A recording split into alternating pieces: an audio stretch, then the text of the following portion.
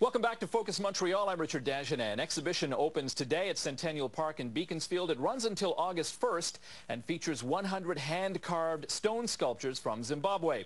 The exhibit is called Shana D'Afrique 6. The exhibit is free with donations benefiting projects in Zimbabwe supporting HIV/AIDS orphans. Fran Fernley, founder and curator of Zimart, is here to talk about the exhibit with Give More Mashaya, a Zimbabwean artist who will be sculpting in front of people. And Give More, are you used to sculpting in front of an audience?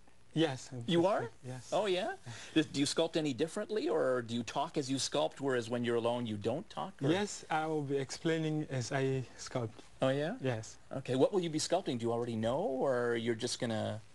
Yeah, it's like when I get roast on it, it's an imagination which comes to me. Mm-hmm. Then I'll just put a sculpture on that roast on. What kind of stone is this? This one is cobalt. Did you say cobalt? The first one, yeah. Oh, it's yeah. It's called cobalt, yeah. And this one here, as you can see, it's a Nyanga serpentine. Okay. And also the other one is cobalt again. How come it's white and the other two are green or darker? Is that you who controls the color, or it's the stone? This color is natural. It's the stone. Okay. Yeah. If you work on it until you finish it, then it will bring out a true color at the end. Yeah, so these are different types of cobalt we have got in Zimbabwe. How long would it take you to do this? It's like, with me, it depends with the inspiration. I don't work on one sculpture. You work on many at the same time? Yes, oh, yeah. It depends with the inspiration of that time, then that's how I work. Oh, cool. Yeah. Fran, Give More is 2010 Artist in Residence. Mm-hmm. Explain what that is, and the works that people see in Centennial Park, they're for sale as well. They are. Okay. Yes. Give More is the 9th artist who's come over from Zimbabwe. He's going to be spending 2 months here. He literally arrived last night. And after our show in Beaconsfield, he'll be giving sculpting workshops in Ontario. So we have 40 Canadians who are going to learn how to sculpt Zimbabwean style outside with hand tools and using Zimbabwean stone. And you were looking at the stone and kind of marveling at it. Yes. It really, I think it's the country in the world with the greatest selection of really beautiful stone, and it's a huge inspiration for the artist, and that's why Give More said he has to look at that individual piece of stone before he can decide what it is that he's going to create. But they have over 200 varieties there to choose from. This is Shana D'Afrique 6. Mm-hmm. 5, 4, 3, 2, and 1 have already happened. I guess every year you're doing this? That's right. Oh, yeah? Yes. And you go to Zimbabwe and you spend several months there. I do. And yes.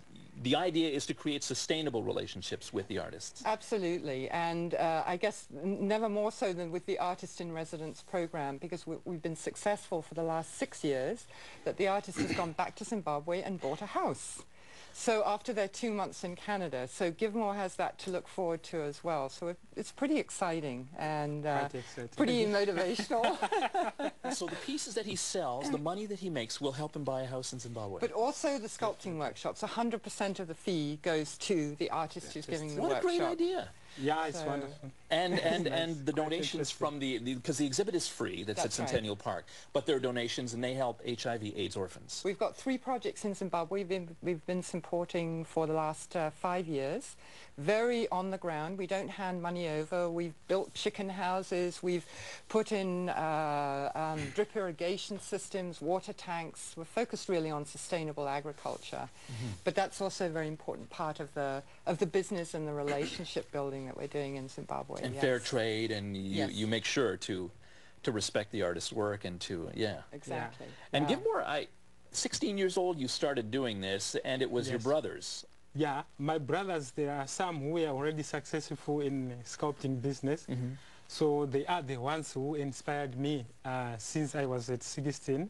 You know, we used to take some nails and try to beat them to make some hand tools, you know. Okay. Yeah. Nails then until it goes up and up and up, until I joined my brothers.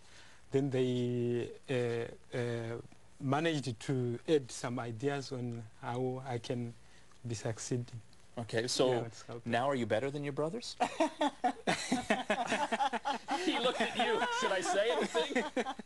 You know what's really neat about Givmore's family is they have a tradition where the next one down, their school fees are paid for by the older brother, and they become the mentor for the next brother. How many brothers, Givmore, do you have who are sculpting? Yeah, 13 brothers. 13. 13 brothers? Yeah, it's a big studio. Oh, yeah, it must be, yeah. Wow. And where do all the sculptures go? Like, they go all over the world? Or? All over the world. Yeah, all over the world. And Shauna d'Afrique didn't originate here. It originated in the United Kingdom, is that right? Or? Well, the work was first shown in the UK, yes, back in the 60s.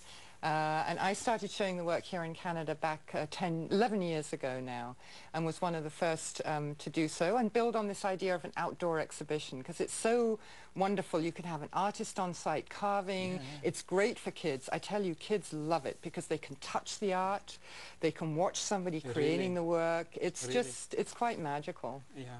So what do you mean, like you enjoy talking to the kids even more than the adults? Or? Yeah, I mean everybody is but with kids, you know, a kid coming to see what you are doing is quite interesting.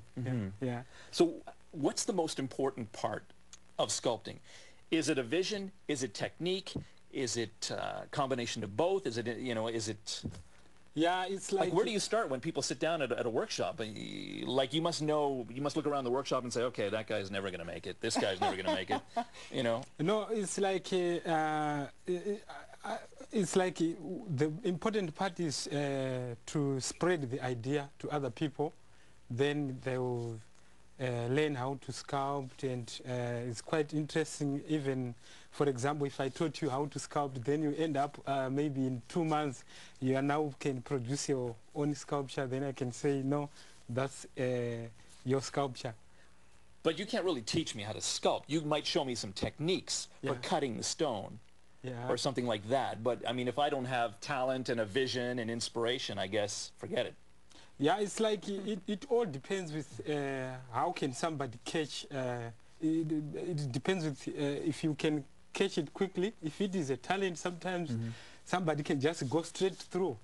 Then you can make a nice sculpture from there. Then it will be surprising to say, maybe you were a sculptor before, but you know, it will be a talent, you say. But you have to be Zimbabwean for that. Givmore Mashaya has his sculptures on display at Centennial Park as of today. Fran Furley is curator and founder of Zimart. The website is up there for you to check it out.